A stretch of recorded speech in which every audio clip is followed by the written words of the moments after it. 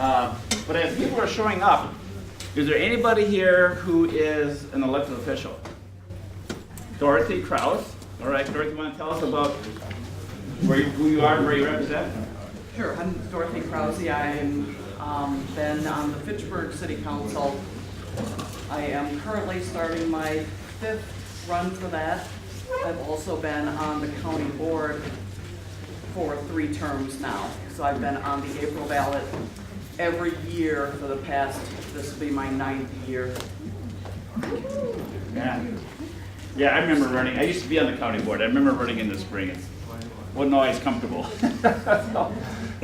So far the weather's been Yeah. very kind. Yeah, it's been kind. You know, it's not like It's changing. not like. Yeah. Uh-huh, teams by this weekend. Are there any other elected officials? Yeah. Andrew Kitzlar, Monona City Council. Monona City Council, Andrew, welcome. Yeah, are you within walking distance? I think you are. Yeah. Yeah, I think you are, yeah. Any other elected officials? Anybody who is, yeah? I'm Claire Utter. I will be serving on the McFarland Village Board starting after the election, but I'm running unopposed, so I'll be on the... I get it, I guess. So don't tell us about that, running unopposed, you know? Well, you're familiar with that. Yeah, I am actually now, but it wasn't when I was running the local office. So anybody else who is running for office? All right, well, I know that the mayor of Monona is just outside. I'm not sure she's going to come and join us, but if she does, I'll be sure and introduce her. Most of you know you. How many of you are from Monona? Most of you, okay. How many are from Fitchburg? Okay, welcome. And how many are from McFarland? Okay. Anybody from Madison? Oh, a lot, okay.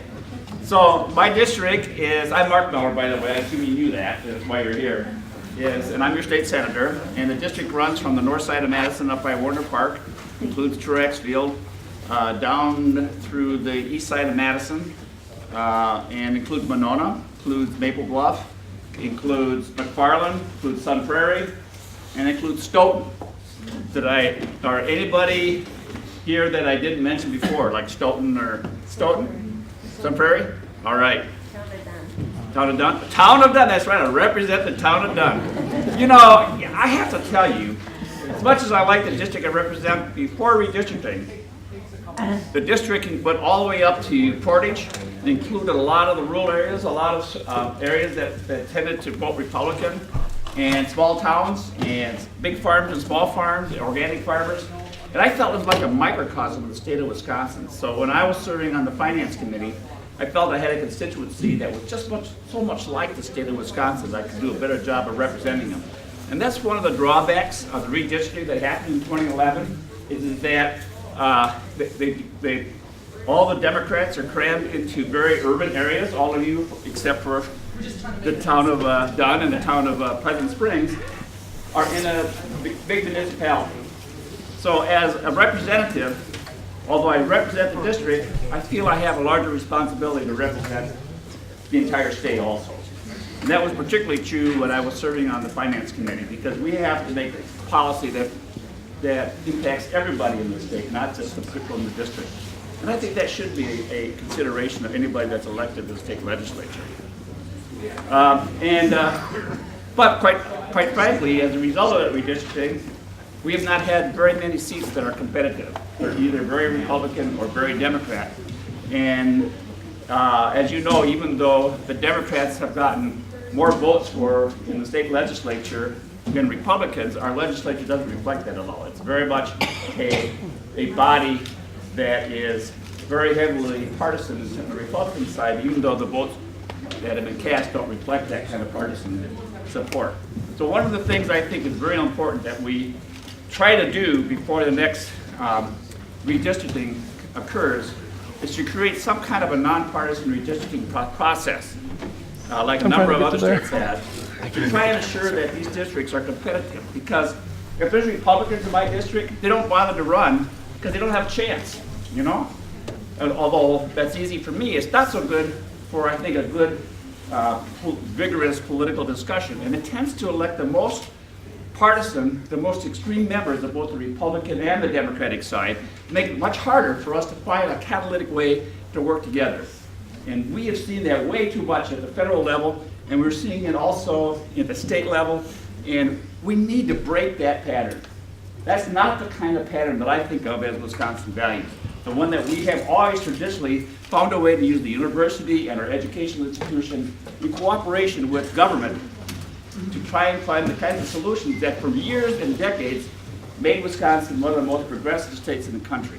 One that set the pattern for so much that has transpired, workman's compensation, social security, all those kinds of things, kindergarten, were all things that came out of Wisconsin and the University of Wisconsin and our state government. So I would very much like to see us get back to where we have a way to solve problems instead of trying to get gotcha all the time. I didn't mean to go into my rant right off the bat, but I think this is hugely important to be able to have a democracy where there's a real competition and that folks compete on the basis of ideas rather than on tricking the mechanism so that you can get a majority. Because then you have the trust. Hey, Yeah. does that mean that you're hoping that you will have an opponent next time? Or that, What I hope is that I have a district that makes it worthwhile for an opponent to run. Now, I'm pretty confident, because I've done this for quite a while, that I can beat anybody that wants to run against me. But I hope I can count on your help in that respect. But I think we would be much healthier as a democracy if there was competition and a reasonable competition. So, and I know you agree with that because I see you nodding your head very vigorously there. So, for those of you that don't know my background, and I keep, oh, there he is! All right. I was just waiting for you to show up. I'm going to get up here and sit with you, Jimmy, so that I'm not upstaging you all the time. All right. See your background? He's got my back, notice? Like an electric car and sneak out like I do. Yeah, you gotta put a noise thing in it so I know you're coming. So, I'm State Senator Mark Beller. I moved to Monona in 1977. I've lived here ever since. We raised our children here. They all graduated from Monona Grove High School. I was elected to the State Senate in 2005. I've been serving in the State Senate as your State Senator ever since then. My background includes, I got my degree from the University of Wisconsin-Madison. I have basically lived in Dane County all my life, except for a brief time when I was in the military. I was a military pilot out of Wisconsin International Guard for close to 30 years. Excuse me. Had been retired from that since 1995.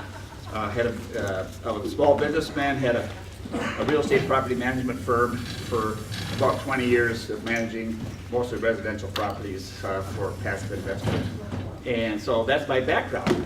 And before I let Jimmy introduce himself, I went around earlier, Jimmy, and asked people who are elected officials to identify themselves. And so I see some more have come in. So if there's anybody who is an elected official that has not identified themselves, Patrick, I see you over there. Go ahead, who are you?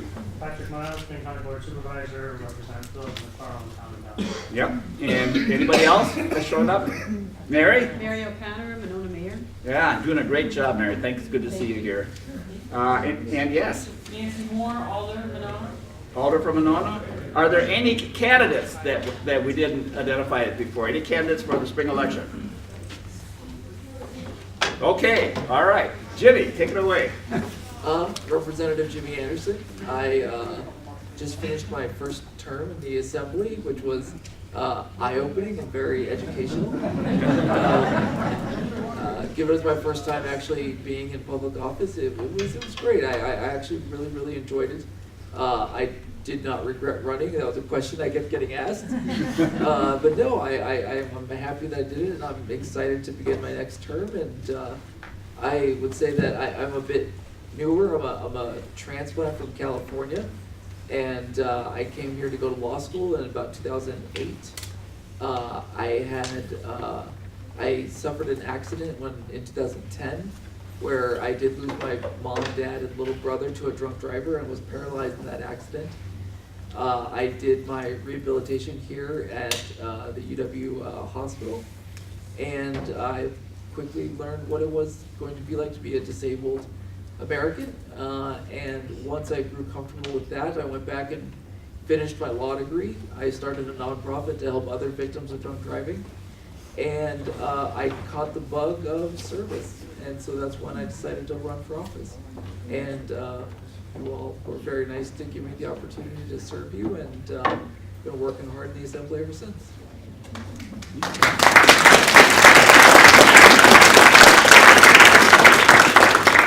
So just a little bit of housekeeping. The restrooms are right over here, and we have our business card. Did you bring your business card? Jimmy? I think Logan. Yeah, they're out of that table where you signed in on when you came in, and they will give you our contact information. We brought some the maps for, these are not the new maps, they're the ones from last session. They have Governor Walker's family on them, but I hate to see maps go to waste, so feel free to help yourself to the maps. And we brought along some of the current blue books. There are more of those where those came from.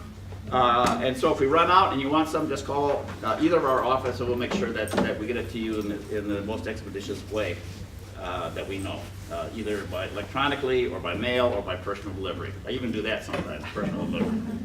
So that being said, we are here primarily to listen. We've got a new page with a new governor, a new lieutenant governor, a new treasurer that I think are going to make the dynamics of Wisconsin different from what they've been in the past. However, the legislature is still controlled by the opposition party. The Republicans control both houses of the legislature by pretty solid majorities. I talked a little bit about that while we were waiting for you, Jimmy.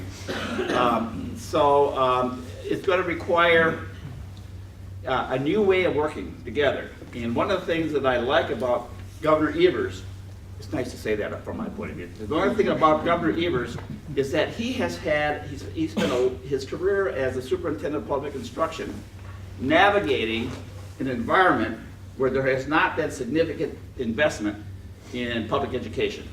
And yet he's managed to be able to do a very competent job and a way of working with people that don't agree with his vision for education in the state of Wisconsin.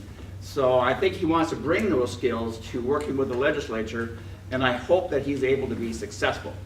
The activities at the end of the last session, in the extraordinary session, where the legislature, the Republican legislature, stripped some of the powers of the governor and the attorney general away from him, was really a example of poor sportsmanship. You know, they lost the election, and so they felt obliged to strip away some of the powers, so the governor and the lieutenant general, the attorney general, would have a more difficult time trying to fulfill the promises that they made to the voters of Wisconsin for which they elected him. So, do you have any kind of opening remarks you want to make other than now, before we came to go to questions, Jimmy? I think we could just go right to questions. I think it's more important that we hear from Yes. rather than. And I actually have an appointment with the governor later this month, and so this is the first listening session of the 3 that I'm going to be conducting. So what you say here has a greater chance of getting into my notes with the governor than the other 2 sessions. So let's hope we can move on. Any questions? Yes, sir. It's going to be a challenging legislative environment for you, I understand, but what do you think you have a reasonable chance of moving forward and making some progress on a progressive agenda for the state of Wisconsin? And specifically, what is the probable outcome of expansion of Medicaid?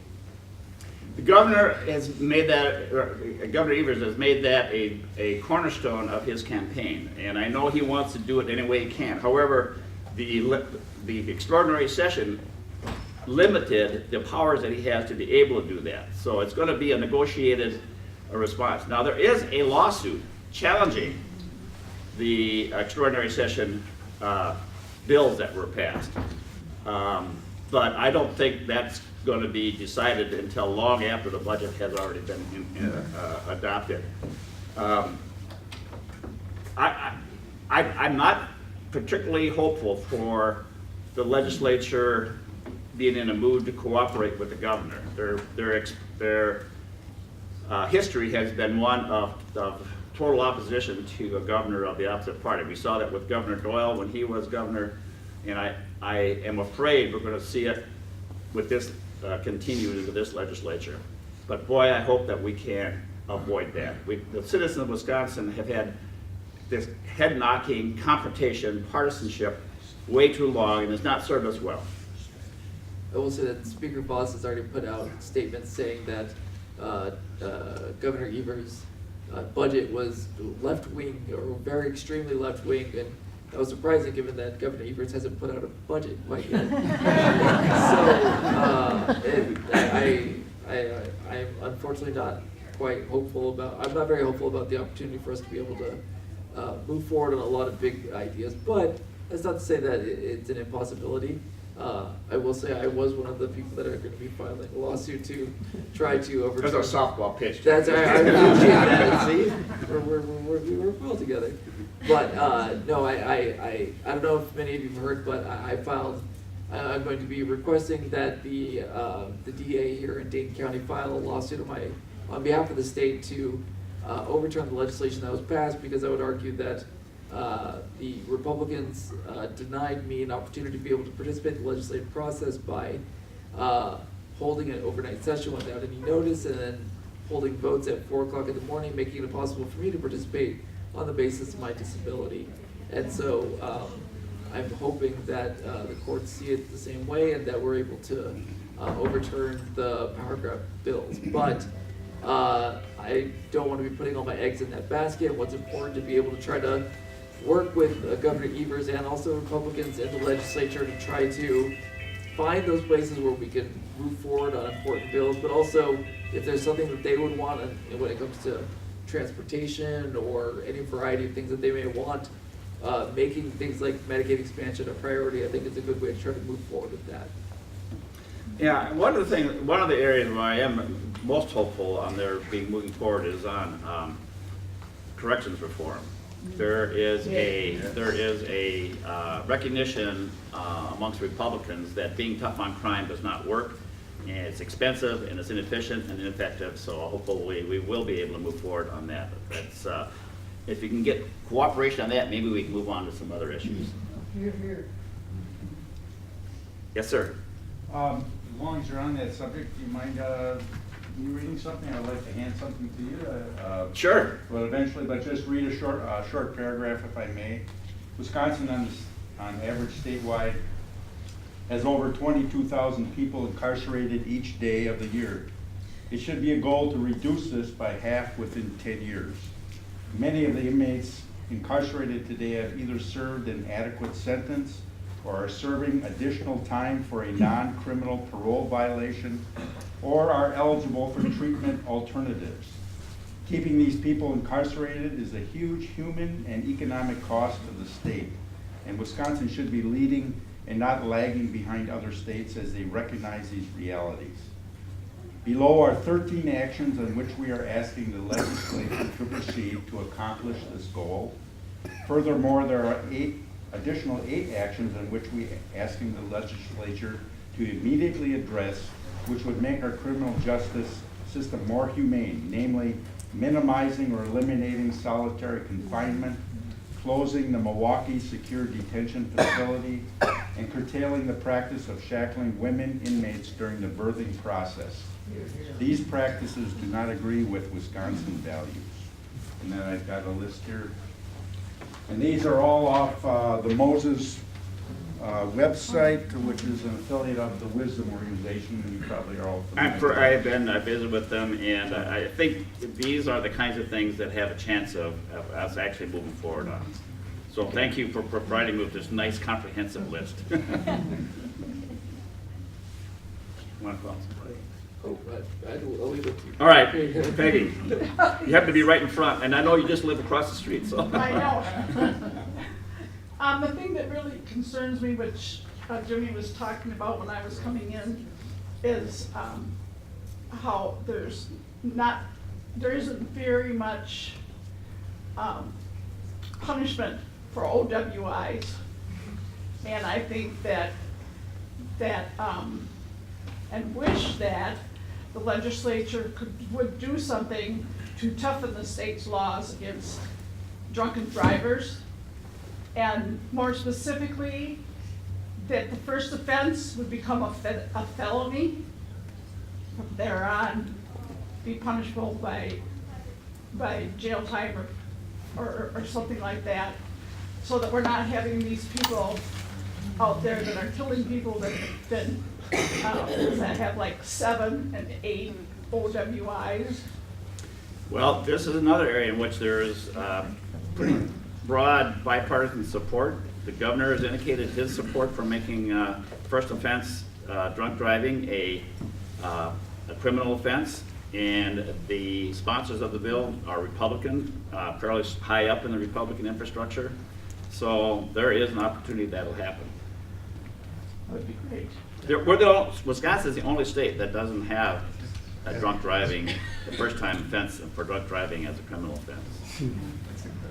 And I will say that we also need to do a better job of being able to provide alternative resources for people that have problems with alcohol. Amen. I get to, I meet with multiple OWI offenders to share my story and explain how their decisions impacted someone like myself. And oftentimes when people get arrested 5, 6, 7, 8 times, it's not because they enjoy it, it's because they have a serious problem.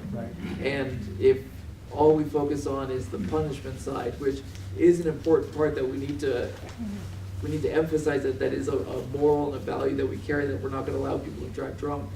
But if we don't address the problem, the alcoholism, when they get out, they're just going to fall right back into that pit. And so I think it's important that we also provide the resources for them to get the help they need. And equally important is the opioid crisis and the other drug abuse challenges we're facing in the state. Wisconsin's not alone in this, but drug companies, I think, have been guilty of grossly misrepresenting the dangers in the products that they recommend for doctors to prescribe, and as a result, we've ended up with so many Americans hooked on these opioid drugs. And I think there should be some accountability to the drug companies for that mispractice. We held the tobacco companies accountable. I think we should hold the drug company manufacturers accountable. Not to interrupt, but do you know if Attorney General Paul is interested in moving forward with possible lawsuits in the pharmaceutical companies? Yes. Yeah, Attorney General Call has indicated that was one of the things he wanted to do was to pursue the drug companies to have accountability for the basically the misleading ways that they educated doctors about their products. Yes, ma'am. Earlier you were talking about the redistricting and wanting to have your district be more representative. Robin Vos seems to be gearing up an awful lot of attorneys to fight the redistricting lawsuit and the challenges. Do you know, can you explain any more how he's able to do that and that we have to pay for those lawyers? It is the result of the bills that were passed at the end of the legislature, the ones that stripped away some power from the governor and the attorney general. They also created it's like a shadow attorney general's office in the legislature. So that can be staffed, and the Speaker Vos is staffing that office now. In fact, he took away, 2 offices from the Democrats, they can share so that he could put his new legal staff in there. And it's the law that was passed at the end of the session that is allowing him to do that.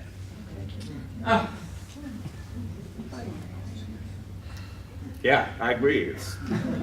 Why would you like the Attorney General if we're going to have a puppet or a shadow governor over there trying to take all the power onto himself?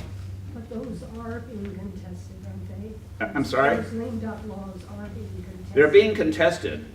I have to tell you, though, that the courts have traditionally not interfered with legislative process, and the contest for that particular one is, well, even Jimmy's is legislative process. But you know, the processes have been abused so much. How many of you saw the movie On the Basis of Sex? Nobody? A few of you? Well, if you'll remember, there was a scene in about 3/4 of the way through the movie where Ruth Bader Ginsburg is making the case that the law should keep up with society. And there is such broad-based disgust at this partisan gerrymandering that I think that there are some Supreme Court justices who are what I call institutionalists that recognize the importance of maintaining the institution of democracy. And Chief Justice Roberts is one of those. I'm not particularly sanguine given the history of the Supreme Court, its recent composition, and particularly with the addition of Justice Kavanaugh.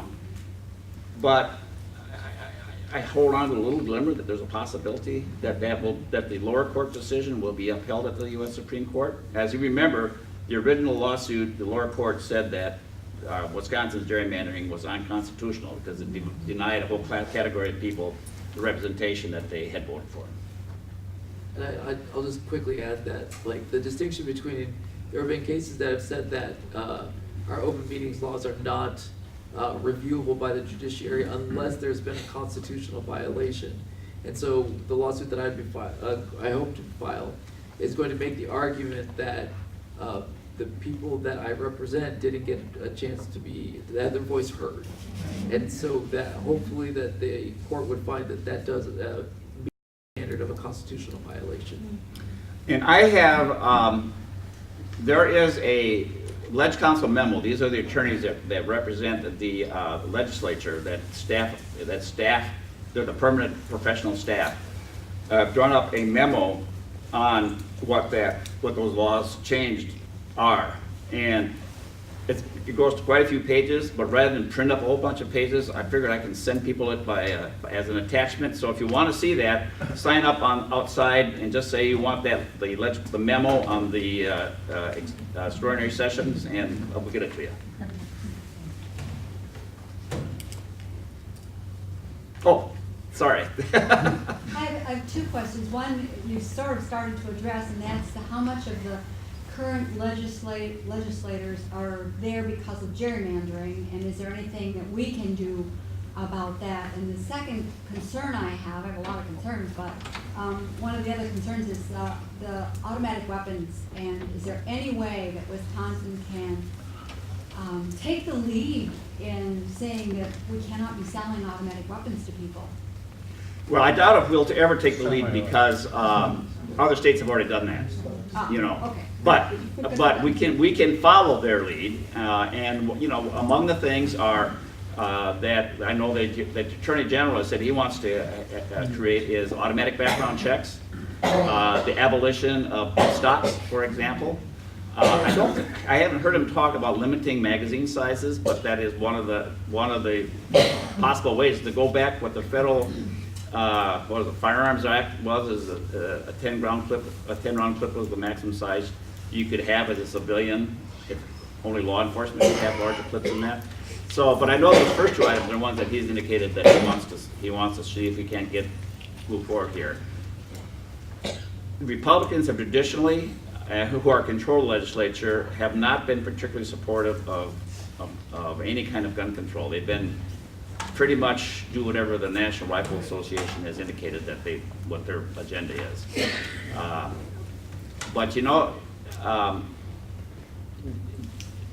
with less gerrymandered partisan gerrymandered districts,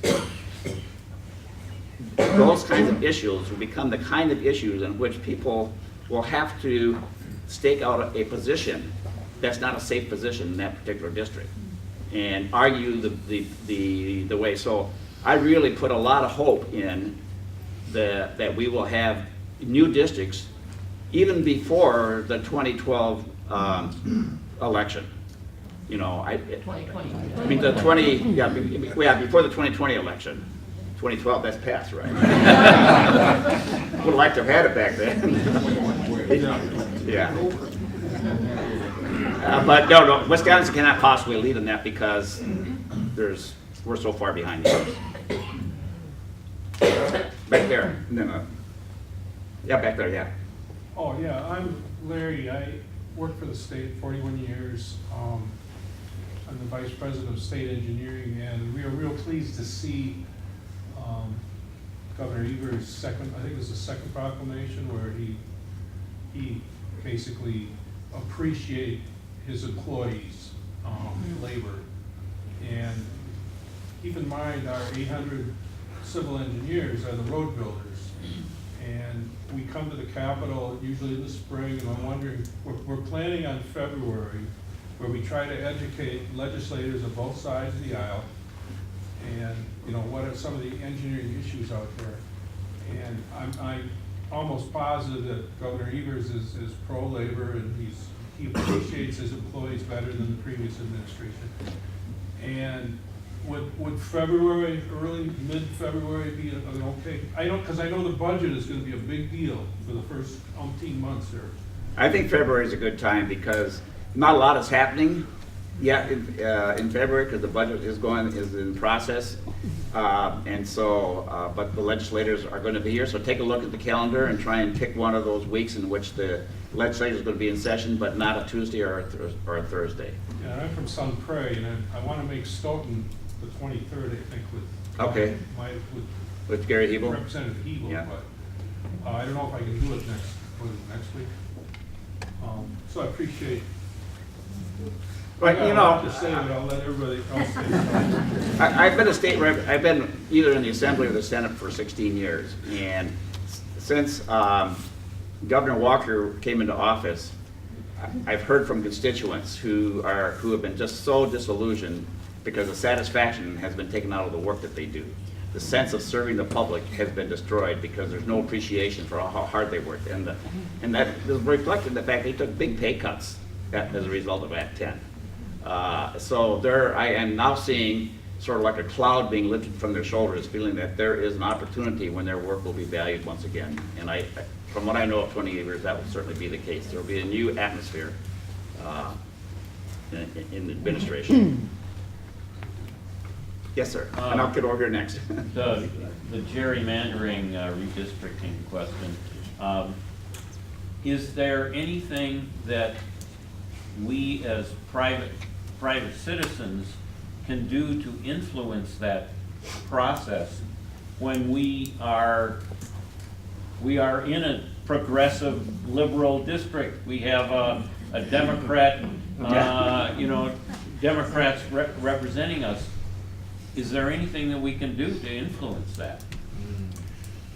Well, if you know your friends who live in Republican districts, have them contact their state representative, their state senator, and tell them how strongly they feel it is important to have districts that are not drawn according to partisan preference. Do you have any other suggestions, Jimmy? Yeah, this is one of those tough places where you don't want to give false hope, right? That as if I've gotten so many emails or voice messages basically saying the same thing, that they feel frustrated, that they feel that they're preaching to the choir and that they get ignored by the people that actually should be listening. And it's difficult to say how it is that we could go about solving this problem until we get to the point where we can actually do some actual legislating. What I will say is that the more gerrymandering gets made into an actual issue that you show that you care about, it trickles down. Like, it makes us listen, it makes the people at the federal level listen, it makes everybody listen. And the more you can convince the people in your life, friends and family, that it's an important issue, that would actually do a lot to solve gridlock, to solve a lot of the ugly partisan fights. The more it kind of becomes a part of the actual political discourse. And I think it's incredibly important. So while it can feel frustrating, just don't give up, is all I can really say. But one of the things that I would add to that I should have thought of earlier is have your local jurisdictions, whether it's a municipality or a township or a county, to put a referendum on the ballot asking for nonpartisan redistricting, and do it this year and next year. Those are strictly advisory, but if they win by 70%, 80%, 90%, the folks are going to will ignore that at their peril, particularly if those are in the districts that they represent. We've had a similar kind of petition on campaign finance to overturn Citizens United. Monona's participated in that, I think Fitchburg has, a number of communities around the state.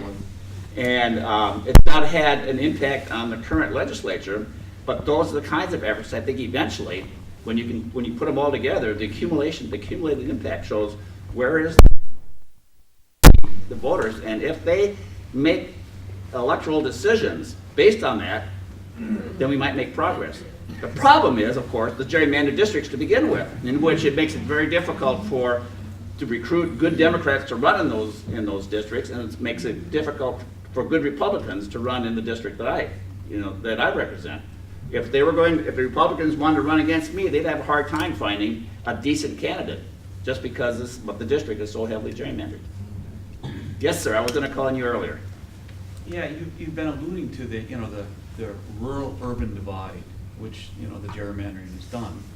It would seem to me it would behoove the Democrats, the progressives at this point, to kind of steal the thunder from the Republicans and try to put together a progressive rural agenda. I think it would catch them completely off guard. And it seems to me there's a lot of things you have, we talk about prison reform. I certainly think public education is probably more important in some ways to the rural district than it is to the suburban and urban district. But both of you must have some ideas, some things that we can do. I'm thinking of rural broadband. If nothing else, it's kind of like a boxer. You kind of soften up your opponent to the point where suddenly these Republicans are going like, or I shouldn't say that. I should say these rural Wisconsinites are suddenly going like, you know what? I kind of like what these Democrats are proposing.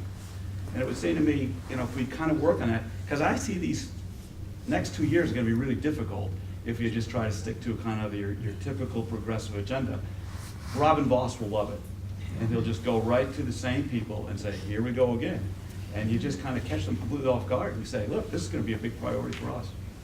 Yeah, and we have tried to do that. But you can tell that when you're as deep in the minority as the Democrats in the legislature are, it's hard. The press doesn't necessarily want to report it because they say, well, this is not going to be. So we have to figure out a way to get into the rural areas and make that case. And I think with a Democratic governor, and I've talked to the lieutenant governor about this, is that we can use members of this new administration to be a drawing card to bring in and say, this is what Democrats stand for, and people will come and listen to them. So that's what I'm hoping will happen. Do you have anything that you want to add? Well, I will say that one of the great benefits of being able to have control of the administration from the executive branch is it's going to be bringing to light a lot of issues that impact rural communities. So I'll give one example. The DNR is going to be able to really investigate the impact of Republican policies on water quality. I remember when I was sitting on the Forest Environment Committee last term, there was a bill that provided some financial assistance for people that are trying to drill new wells. And person after person living in rural communities talked about the fact that the water coming out of their taps smelled bad, or they couldn't trust it. And we didn't have answers for them because the DNR was prevented from being able to do the work that they needed to do in order to find out whether or not their water was safe or not.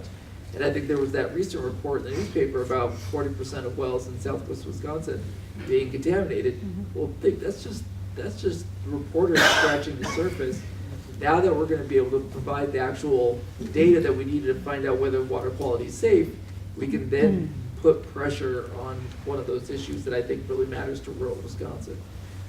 So that's something that I'm excited about. Yeah, water quality and quantity is a mobilizing issue in the rural parts of the state, because water quality is a significant issue in the karst region, which is where which runs from Door County all the way down to Platteville, but particularly where the soils are thin there. That's where the manure and other contaminants get into the drinking water of the rural people. And then CAFOs is another big issue, and I've recommended to the governor that they put a moratorium on issuing both high capacity well permits and new CAFO permits. And until there is a solution to how you manage water quality and water quantity in the state to the benefit of the people in the rural parts of the state. So I really agree with you. We need to have that kind of agenda. But fortunately, there's an issue that mobilizes them. Unfortunately, it's the issue that's affecting people's health. and illnesses in the state. I introduced a law years ago that would have required all municipal water wells to be sanitized, because there was research that showed that municipal water wells, if they were not sanitized, had viruses that made people sick, and it never made headway whatsoever. It's unconscionable to me that there would be municipal water well operators that would tolerate delivering unhealthy water to their citizens. Just unconscionable. That, if you're a citizen and you are getting your water from a public source, you should be able to count on it being safe. That's just all there is to it. It's, to me, there's no question. How can you abandon it? We saw this happen in Flint, Michigan, you know, in a serious way. It should not be happening in Wisconsin. And I continue to want, I think the water quality and water quantity issues are just one of the really important issues, something I've been working on my entire career in the state legislature. Before we go on to the next person, did I miss a bunch of people over here? Because I keep looking to my left. Nothing about my political persuasion. But I did notice, when I was introducing myself, I asked for elected officials and people who run for office. I noticed now that my wife is here. And Joe, would you stand up?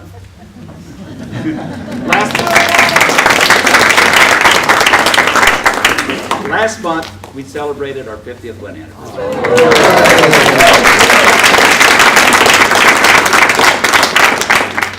All right, back to business. So, who else has got, no, yes? Well, fortunately, you just spent time talking about my first question. What can you do for water quality for the state?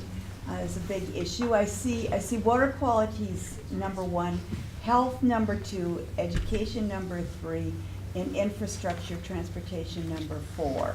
If you could go through, and you talked about water quality. I can only remember 2 things at a time. You've talked about water quality. You've talked a little bit about health in terms of Medicaid expansion, but you also, if you want to talk about pre-existing conditions. Education, K through university, the Wisconsin idea, and then infrastructure, transportation. What kind of areas do you think that there'll actually be some bipartisan support that something might get done? Well, I'm hoping water quality will be one of them. After this report came out in the southwestern part of the state, 3 counties funded a study of the water of safety of the rural wells there, and it's found that 42% of them were contaminated with bacteria that exceeded the safe drinking water levels. That really got people's attention. The DNR was prohibited from participating. They did provide technical expertise so that the study was legitimate, but they could not provide any funding or assistance other than technical assistance to those 3 counties. I give great credit to the county officials from those 3 counties to recognize how important it was to invest, so they knew what they were dealing with. Water quality, in the Karst region, the water quality issue is primarily an issue of spreading too much manure on land, and it gets into it. So that's why I propose that there be a halt to new CAFO permits, because a lot of those large animal feeding operations produce a lot of manure. And I think that if we could explore different ways of managing that manure. It's an important industry in Wisconsin, but we could, for example, start building some digesters in those areas. Use the methane from processing the manure to generate electricity. Make sure that what the digester operators are reimbursed is enough for them to operate. Right now, because of natural gas, the cost that utilities reimburse these digesters for electricity is below what they can operate to make a profit on, or actually operate it at all reasonably. So I think they need to have a higher rate of return on the electricity that's generated. And the reason I think that would be acceptable is because they would be passed on to the consumers in the area where these water quality issues are happening. So for a slight increase in their electrical rates, they'd be able to achieve a reduction in the, and perhaps a cleaning up of the water. So that's one proposal that we need to deal. We also have to reduce the amount of manure that's spread. And there's got to be some places in the state of Wisconsin where where untreated manure can be spread. You know, we've got to get rid of that. And the digesters eliminate the pathogens, but they do not eliminate the phosphorus. And phosphorus contamination, for those of us in Dane County, know how significant that is for surface water quality. There's just a lot of issues. I would hope that the speaker has convened a speaker's task force on water contamination. I would like to see that speaker's task force be elevated to a higher level, to the governor's level, and so to make sure that we get the appropriate mix of experts dealing with that problem, both on the utility side, on the agricultural management side, on the water quality side, on the hydrologists that can determine how the water is actually moving through the soils. And then if we can have a plan for how to move forward to improve public safety and still keep profitability for our farms in the state of Wisconsin. Sorry, that was a longer answer than I should have. I was supposed to be here to listen, but you touched a sore point with me, because I really think that this is a hugely important issue for our state. Yes, sir. Good afternoon. Good afternoon. And you too. Well, this first question is for both of you, and I'm just going to raise the two questions and the one comment now, and then just leave it alone. I need to know if in the two caucuses or the two houses, if there are strategic discussions about agenda items that you'll try to put forward, Senate and Assembly. Secondly, can you give me an update on where Foxconn is, and whether there'll be any transitional adjustments to the contract, to the programmatic part of it, or anything thereof? And then thirdly, from your two visions and your districts, what are the two important issues you are aware of that you want to adjust? I'm narrowing it down to just two. Well, you already heard one of mine, so Jimmy, why don't you go ahead? I've been hogging up the limelight. No. So I guess for me, one of the most important issues is healthcare. I've introduced, I think about 6, 7, 8 different bills that would adjust the way that our state handles things like being able to provide adequate notice for, like you'd be able to get bills printed out right at the hospital. I'd want to, what's the word for it? I want to make sure that when someone calls something aspirin at one hospital, it gets called aspirin at another hospital, so that way it doesn't say in pain medication, that way they can charge you more for pain medication than aspirin, even if it's the same thing. In any case, I have a lot of bills that deal with our healthcare industry and health insurance to try to make sure that it's affordable, it's accessible, and that it's moving the ball forward and making it healthcare better thing for our state rather than trying to move it backwards. I think that's probably the biggest issue that I try to address and that I try to educate myself on.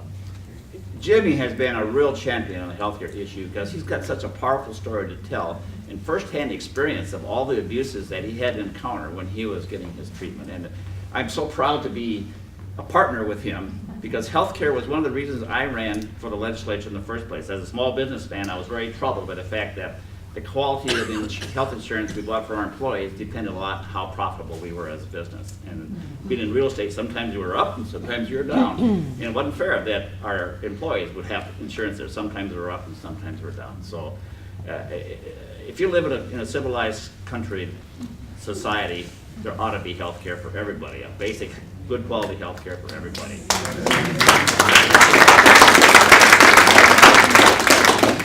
I knew I'd get back to your answer sooner or later, your question about yeah, and the other, so you've heard about one issue that's important to me, which is the water quality and quantity.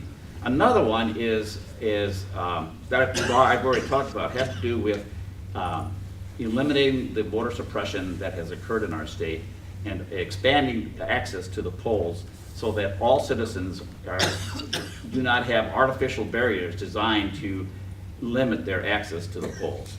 So those are two things I think are important.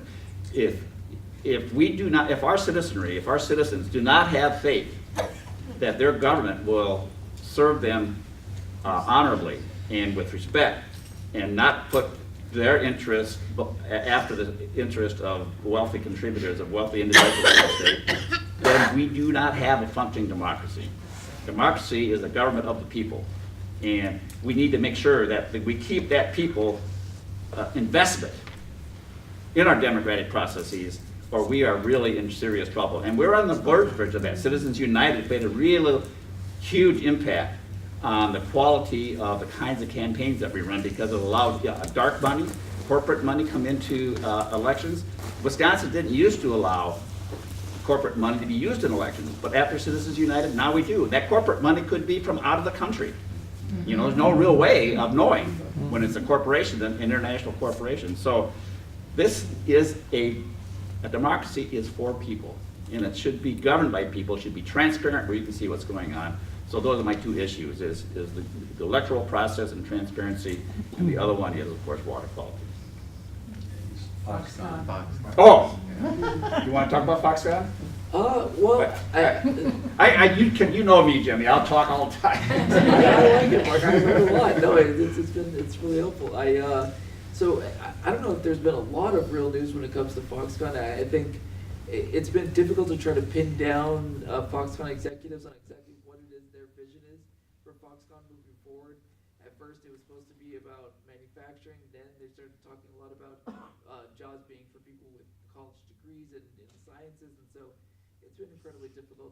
I will say that my time in law school I spent focused studying tax policy, and I will say that corporate accountability is something that I think is incredibly important. That I was one of the first people that was opposed to the Foxconn deal, primarily because of the fact that I believe that when states fight with one another to try to get these businesses to come to their states, it's the people of the state that end up losing, because it's your tax dollars that are being used to try to incentivize these businesses to come to their state. And so I think we saw this with Amazon when they were trying to decide where they were going to place their new headquarters, and you saw city after city, state after state just offering enormous tax incentive packages for them to come, but it doesn't actually create a better product or a better work environment.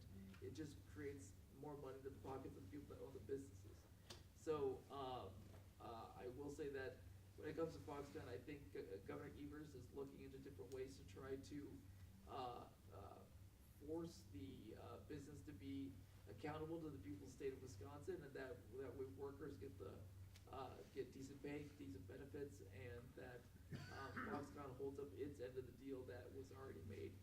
I don't know if you have anything to add to that. Well, WEDIC, as you know, was a disaster. Yes. They didn't know how to administer the loans that they'd made to businesses. They didn't enforce them. They didn't collect the money. They didn't keep track of whether or not the jobs were being created that had been promised. Under the Walker administration, it was that if a company had got a grant or a loan that was based on creating so many jobs, there was no audit trail for it to be able to determine if they actually did it. And if there was one and they didn't make the standard, well, they just changed the contract. Well, you're paying for, this is money that's out of our pockets into those corporations. And Foxconn was one of the deals that was just hugely expensive. I'm not so much opposed to getting high-tech industry into the state of Wisconsin, but to spend that much money for a foreign corporation to come in when most of the high-paying jobs in there are going to be foreign nationals. They're not going to be Wisconsinites. They're going to be foreign nationals. And yet they're going to be counted as the jobs created here in Wisconsin. Now, they will be buying Wisconsin products, but that is not what we should be doing, how we should be doing economic development. My theory behind economic development is most of the jobs are created by small business. And a small investment in a large number of small businesses will not only get those businesses off the ground, but they will create a lot more jobs, and they'll tend to stay right here in Wisconsin. That is where we should be doing it, is to helping new entrepreneurs get started. We have a great higher education system. This is a catalyst for entrepreneurial activity wherever they are around the state. That's where we should be investing, I think, our economic development. It will help the rural areas where we have technical colleges, and it'll help this is a whole bunch of money dumped in one part of the state, and the folks in the rest of the state won't necessarily see the benefit from it. And it's a huge investment, and we're committed to, what is it, $4 billion over the course of the next 15 years? Yep. And it will take at least that long to just break even if Foxconn meets what its projections are. And it may never meet them, so. I think it's too many eggs in one basket. Yes, sir. So, one of the reasons Foxconn wanted that area was access to water. What type of regulations and restrictions do we have in place to keep them from polluting our water? Well, there's an agreement that they're supposed to restore the water, and it's part of the Great Lakes Compact, quite frankly, is that whatever water they take out, they have to put back in with like a 5%, they can use up 5% of it, it has to be put back in. And the quality that's at least as good or as better as what they took out. Now, the issue is, will the DNR enforce it? And under Walker, I'm not at all clear that that would have happened. But under Tony, I'm completely convinced that the DNR will be making sure they meet those water quality standards, and that the Evers administration will make sure that they meet the other parts of the contract that they signed with the state of Wisconsin. We are on the hook for that contract. But there are clawbacks if Foxconn doesn't meet its standards, and it's important that we hold them to the promises that they make. I'm done for that. Yes, sir. I have to say, I'm a little disappointed in the crowd here tonight. Not the numbers of all of you people that have come to hear him, but the stratification that I see here. I would say the average age is about well over 50. What can we do as citizens, what can the Republican Party do, or what can we as citizens do to get these youngsters that don't give two hoots in hell about elections to realize that they're the ones that are going to have to be living in the result of the elections? Well, you bring up a really good point, and that is that the young people today are the ones that are going to live the consequences of the decisions that we're making today. Absolutely. They are the ones that are going to have to pay their student loans off, which are because with high tuition costs currently and low student aids. They're the ones that are going to have to pay for the decisions we made to invade Iraq without paying for it when we went there. They're the ones that are going to have to pay the debt service on the debt that we incurred by ever-increasing national debt. And they're the ones that are going to have to pay the Social Security for the people who are 60 years old, the baby boomers today. And so there used to be something called a generational compact, whereby we made it affordable for kids to get a higher education. We did that with the VA bill. We've done it for veterans. We should be doing it for many more of our kids than we do now. They deserve to have that intellectual capital as part of their resume. We will benefit because they will be more successful in later life as they are raising their families and earning a living. And our democracy will be better because we'll have a better educated citizenry to be able to make the kinds of decisions. But you are right, we have screwed the young kids and the youngsters of the under 30s. And I can understand why they would be dismayed. However, I will tell you this, in that I have been working on campaigns. Every time there's an election, I'm out there working on campaigns. There are a lot of highly intelligent, dedicated young people that are working in our campaigns. And we end up coming into and working as interns in our office in the state capitol. We will have in Wisconsin the youngest state legislator in the entire country. And do you know his name? Kalen, yeah, he turned 19. Oh, nice. And I've met him. And you think I'd remember his name, but I met him. He is as sharp as a tack and only 19 years old. I look forward to getting to see how he's going to do. What I hope is, he's African American. And so what I'm hoping is that he will excite members of his community from Milwaukee to participate in public service, because he is a bright shining beacon of what can be accomplished and how you can represent people. And he will be, I think, just an outstanding representative. Mandela Barnes, 31 years old. You know, if you've heard him speak, he's a very exciting, engaged speaker, very much dedicated to principles of democracy that we've been all talking about, very much committed to making sure that his community, the African American community and minority community in the state of Wisconsin, get access to the ballot. He was very helpful in that respect in Milwaukee in this last election, because people look up to him, and he's fun to listen to, and he's very, very dedicated to this purpose. And he's the one that has said he will make sure that we get members of administration out into the rural parts of the state to talk to the people about what the Democratic agenda is. So I would say, as a member of the much aligned millennial generation,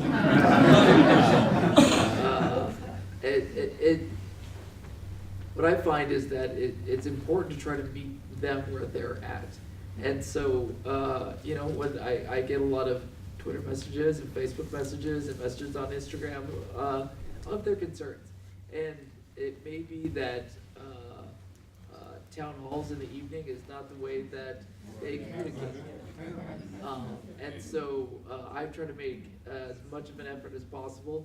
Not that I'm great at social media, but that I try to meet them where they're at. And I think it's important that the legislature do a better job of getting trained on how to communicate with folks through social media, so that way we can reach them on the issues that they care about, things like climate change and making sure that we're having proper restrictions on automatic weapons, or issues around school shootings or college affordability. Those are all issues that they seem to really care about, and I know because I care about them too. And the Me Too movement has energized a lot of women, and young women in particular. There is an organization in Wisconsin called Wisconsin Emerge, which trains women to run as pro-choice candidates. And they've had to triple the number of training slots in the last year and a half. And we're seeing those young women coming into the legislature. The Democratic Senate caucus is 50-50 women and men. First time that's happened. That's great. Yes, sir. But I would just say in answer to Ed's comment that the reason that the young folks are not here is because they are busy with their jobs. Yeah. And they have no energy at the end of the day, and they have to do whatever else they do. Yes, ma'am. I think I bring down the average age a little bit. So my question, so I'm a nursing student, I've worked for about 10 years.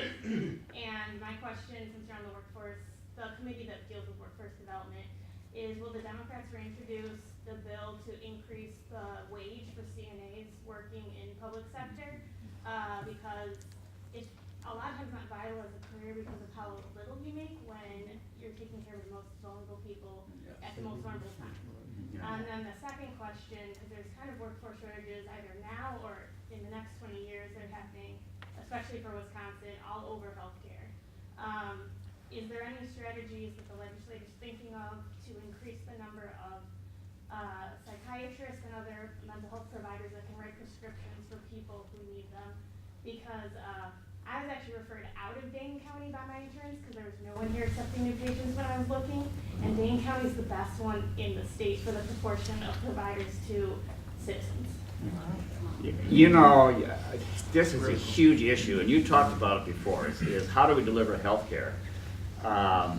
And as I indicated earlier, it's one of the issues that made me run for office, and I was one of the authors of Healthy Wisconsin, which was, prior to Obamacare, was a plan to have universal health insurance in the state of Wisconsin.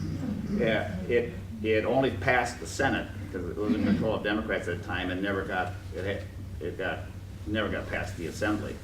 But it did get a lot of interest around the country. Other states looked at it. I don't know that it ever got passed anywhere. But this is an ongoing issue. Health care is so expensive. We pay twice as much as the average industrialized country on a per capita basis for our healthcare. We pay much more as part of our gross national product than any other country. It's an unsustainable expense, and the reason why it's so expensive has to do with our history. And I don't know the answer to how we get about it, but we need to deal with some of the immediate problems, and that's one of the things, for all its shortcomings, that Obamacare did. Obamacare at least made it possible for people with pre-existing conditions to be able to get health insurance, and that they would not be paying through the nose for co-pays. They would not be paying through the nose for co-insurance, and they would actually get it, you know, on the same status as other healthy people. It was absolutely essential.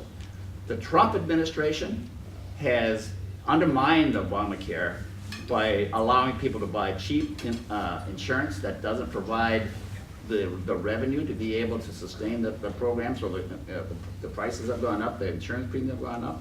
They now authorize the ability of selling the junk insurance as a qualifying insurance policy. The way that universal insurance will work is if everybody's covered. Because we know, with a large population, what our health challenges will be. We know how many people will get broken legs, we know how many people will get various kinds of illnesses, we know how many people are going to have to be hospitalized. We just don't know exactly who they're going to be. But we know what it is, so we can budget for it. And that's what we need to do. And we need to be able to negotiate drug prices, we need to be smart about how we prescribe drug prices, and we need to have more healthcare professionals that are not necessarily physicians in the process of being able to deliver some of those services, such as prescribing services, as you've indicated. But we have to find a way to reduce the per capita and the overall gross cost of healthcare, because it's consuming close to 17% of our national product. And I don't know the answer, but boy, it's something we've got to work on. I've got some pieces of the answer, but boy, we cannot do it with the kind of partisanship that we have right now. To where Obamacare, for example, is under assault, and it has finally gotten more people on insurance than we've ever had before in our country. And if you can get everybody covered by insurance, either through Medicaid, Medicare, or private insurance, we can start working on this problem, reducing costs. I talked way too long because I don't know the answer, so I'm kind of babbling about this, but I just want to indicate to you that you're right on in terms of this being a serious problem issue. And I will just add that one of the bills that I offered when dealing with healthcare would empower the Office of the Commissioner of Insurance to look at healthcare policies and look at health insurance plans and see whether or not health insurance actually had available slots for the things that you paid for. So the reason why I had originally brought the bill was so that individuals in rural communities that, for example, are paying through their health insurance premiums for dialysis coverage, but have to drive 2 to 3 hours to get to a dialysis center, that's not acceptable. If you're paying for the service, you ought to be able to receive it within a reasonable cost and distance and accessibility. And so that would also apply to what you're describing when it comes to providing health care for mental health issues as well. So that's, I think, one possible solution to try to address the problem. And just to answer, yeah, I think that I do believe that we'd be reintroducing that bill to make sure that CNAs are paid appropriately.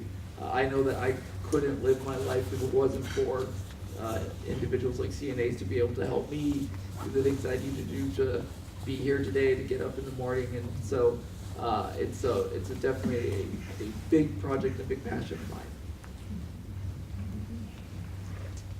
Yes, sir. I just want to add a comment about drug prices and drug controls, and this is an example of how crazy the system is. We had ordered for cold sore. There was a little tube of cream, okay, for cold sore, and this worked really well.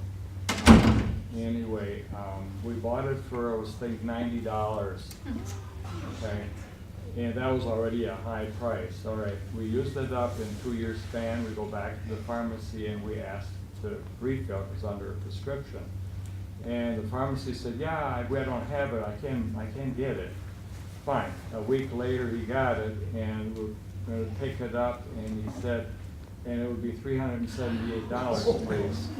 I thought, about a gram and a half, okay, and I looked at it, I thought he was joking. Yeah, right? yeah. Well, he wasn't, because I checked with other pharmacies in Sun Prairie and so on, that was the going rate. So I looked at that little tube, and I looked, who was the manufacturer, where does it come from? And there was a pharmacy on there, Germany, blah, blah, blah. Okay, I have a friend over there. I called her, I said, this is whatever, this is the, we're looking for. They make it over in your area there.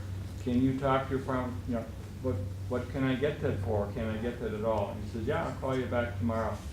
And she said, yeah, how many tubes do you want? We paid $10. Okay, and this is not manufactured. You always hear that excuse by the drug companies, well, we gotta spend money for development. They didn't even develop this product. They made it here. So why is it $378 and I can get it for 10? Yeah, that's a prime example. We pay the highest drug prices of any of the industrialized country by far. Veterans Administration can negotiate, but Medicaid can't, or Medicare can't. Yes, sir. Okay, talking about the CNA wages, and it's very important to me that those who care for people are compensated and we get quality training for them. Could you say some things about that area in early childhood and a millennial issue, care for our children?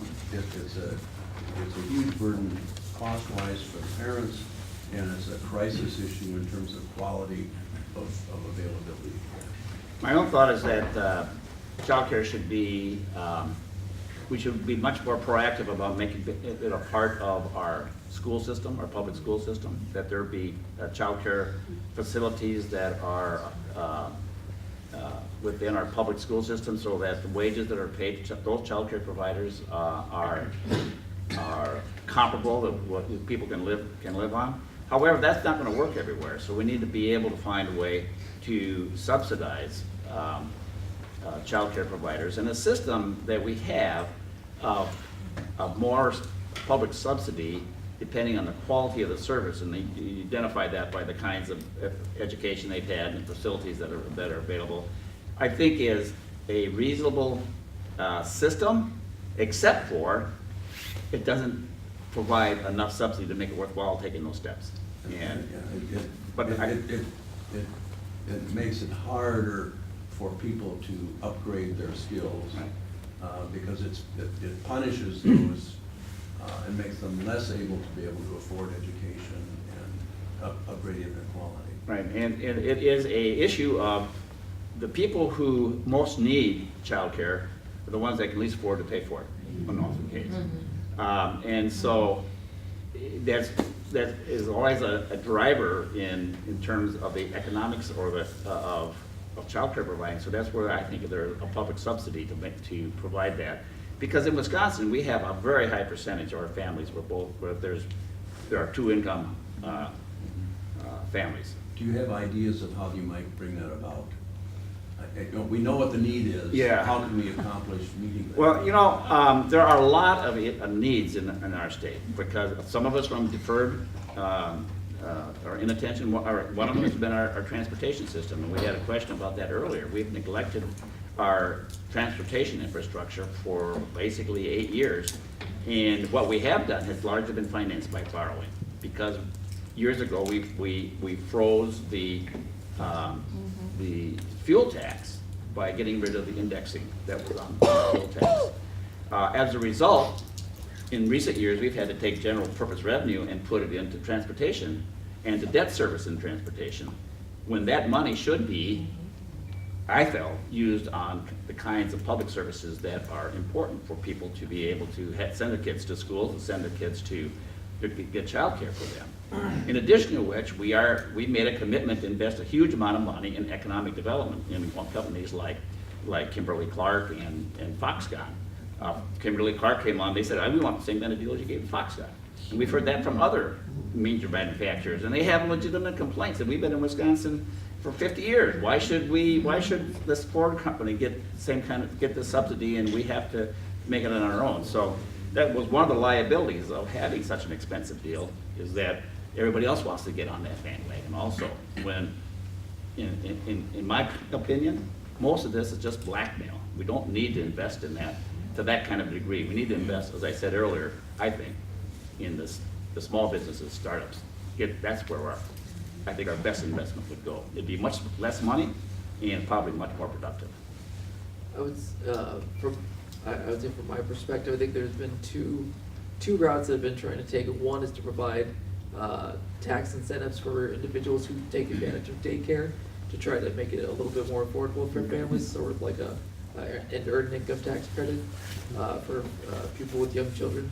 And then I would support even going as far as using our current public school system, and much in the same way that we have kindergarten, and now there's been more pushing for pre-K, like 4K. I would say that why not use what's there and create facilities that would provide childcare from 0 to 4? Yes. And so that way, if you have a family, you can drop your kid off just like you would at any public school, and that there would be daycare there available, so that way people who do have to go to work will be able to use that service. So that's something that I would support. I want to look more into that to be able to better determine what those costs would look like, but I think it's a conversation that's worth having and something that should be started. Patrick. Just returning back to the water issue a little bit, there was a time that local units of government and counties could innovate, but then things started changing in the DNR where standards established and regulations became the ceiling instead of the floor. But you mentioned digesters earlier. It's one of our recent examples, I think, where we've innovated, where we have a couple community digesters north of Lake Mendota that let farmers aggregate their waste, and it's not only generating electricity, but reducing the amount of phosphorus that is coming out of that going into our lakes. But what I'm wondering is, with the changing administration, are we going to see a return to the ability for communities to look at establishing standards that might exceed DNR The library will standards? close in 15 minutes. Please make your selections and bring your items to the self-check machine for checkout. Thank you. The reason I ask is before some of those ceilings got set, CARPC was looking at trying to change infiltration standards to reduce the volume of water coming off of new development and going into our waterways. And we all had this horrible flooding last summer, and we have a task force at the county now that Mayor O'Connor is a member of, Tanya Buckingham is supervisor for this area, who, by the way, is a Merge graduate that you mentioned earlier, and myself are on. We're going to be working the next couple months on coming up with some recommendations for the county board to consider to mitigate and prevent flooding issues. But I fear that some of the things that we will want to consider, we might have our hands tied because of this issue of the ceiling being established instead of regulations being the floor. Well, Patrick, as you know, and as many of you know, is that Dane County was the target of some legislation that specifically tied Dane County's hands in terms of some of the ways that we expand our sewage districts and manage water quality and so forth. There was a developer who was unhappy with the expansion of his Fitchburg development, who got the legislature to pass legislation requiring that it go through the DNR instead of through our local CARPC. And so I would certainly hope that those, because it's completely contrary to the governor's vision of specifically tied Dane County's hands in terms of some of the ways that we expand our sewage districts and manage water quality and so forth. There was a developer who was unhappy with the expansion of his Fitchburg development, and completely contrary to the governor's vision of specifically tied Dane County's hands in terms of some of the ways that we expand our sewage districts and manage water quality and so forth. There was a developer who was unhappy with the expansion of his Fitchburg development, and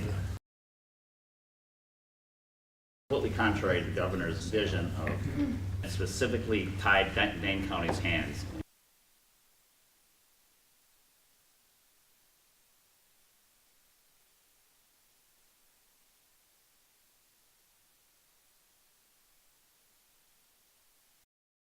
Of his Fitchburg development, and completely contrary to the governor's vision of specifically tied Dane County's hands in terms of some of the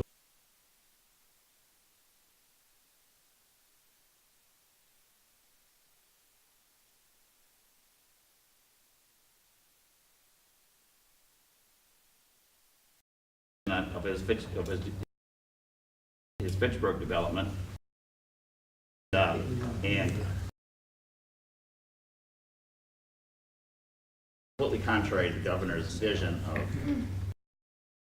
of specifically tied Dane County's hands in terms of some of the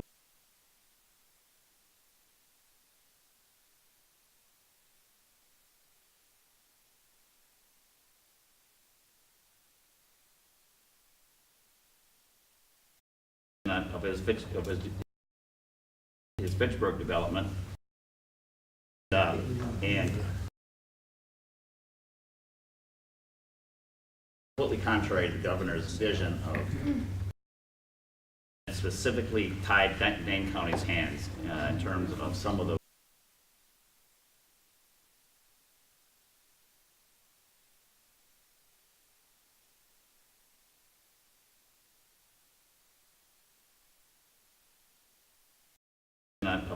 of his Fitchburg development, and completely contrary to the governor's vision of specifically tied Dane County's hands in terms of some of the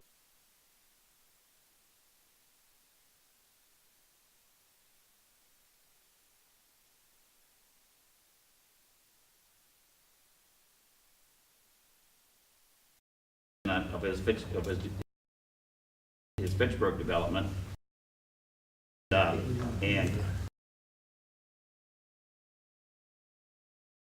completely contrary to the governor's vision of specifically tied Dane County's hands in terms of some of the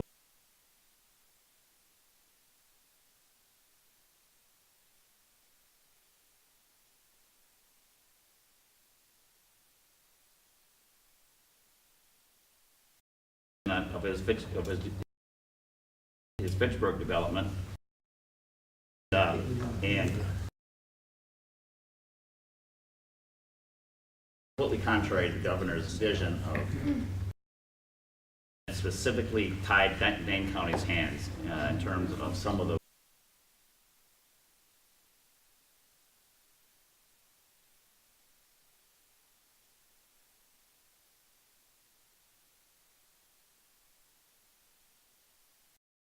of his Fitchburg development, and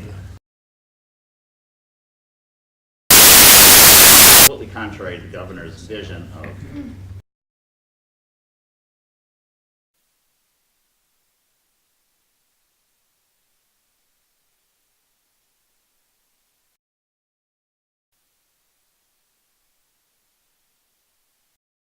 of his and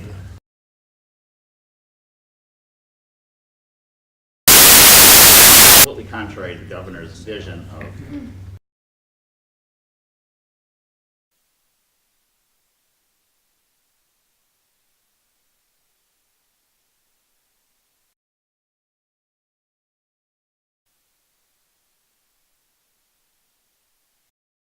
of his fix, of his, and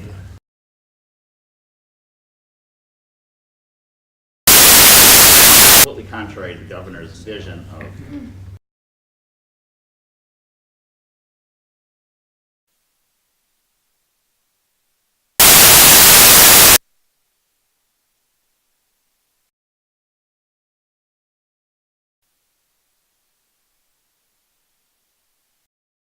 of his fix, of his,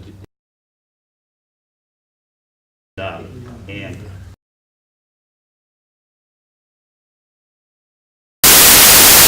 completely contrary to the governor's vision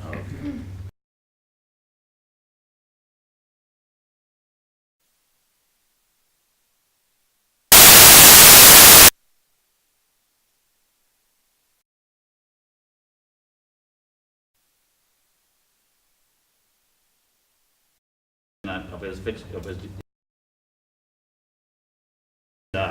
and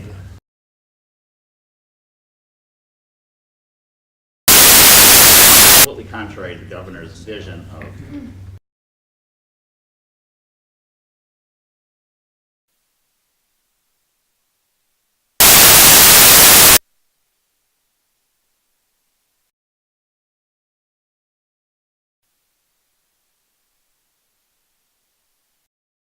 his fix, of his, and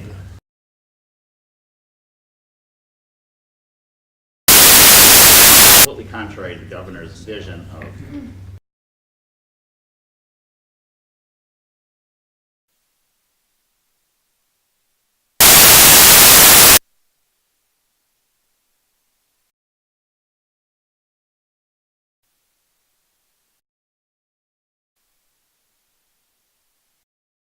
his fix, of his,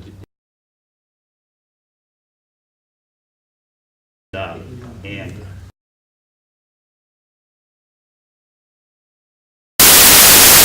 completely contrary to the governor's vision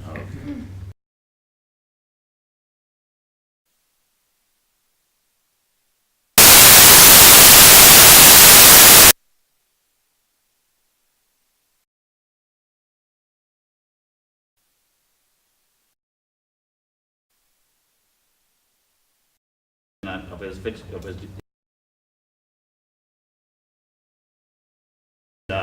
and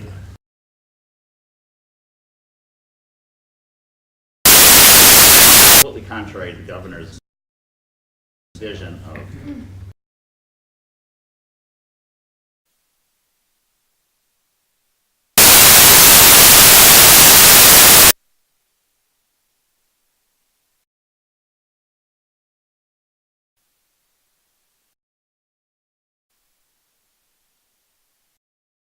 his fix, of his,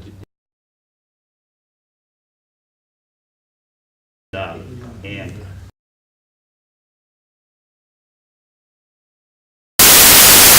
completely contrary to the governor's vision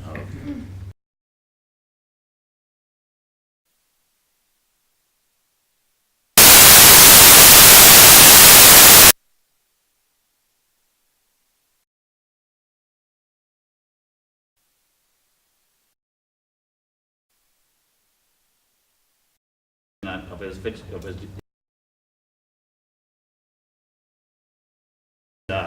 and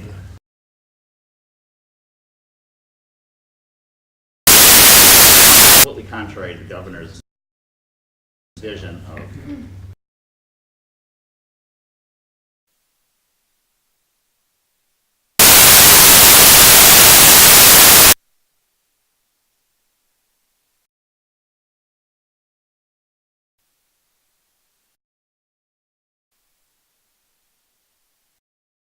his fix, of his,